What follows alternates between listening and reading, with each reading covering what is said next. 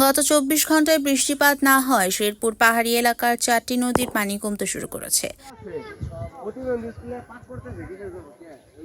এতে উজান থেকে পানি নামতে শুরু করেছে, তবে ভাটি এলাকায় আরও অন্তত ৫টি গ্রাম নতুন করে প্লাবিত হয়েছে।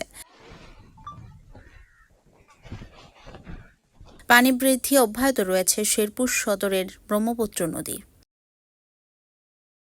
ছিনাইগাতীর মহারশী নদীর বাঁধ ভেঙে নদীর তীরবর্তী অন্তত ১০টি পরিবার বাড়িঘর ভেঙে ভাসিয়ে নিয়ে যায়।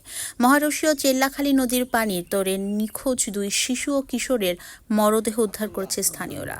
স্থানীয় দুলাল মিয়ার ছেলে ৩য় শ্রেণীর শিক্ষার্থী হুমায়ুনের সমবয়সী চাচাতো ভাই আতিক হাসান লাকড়ি সংগ্রহে যায়।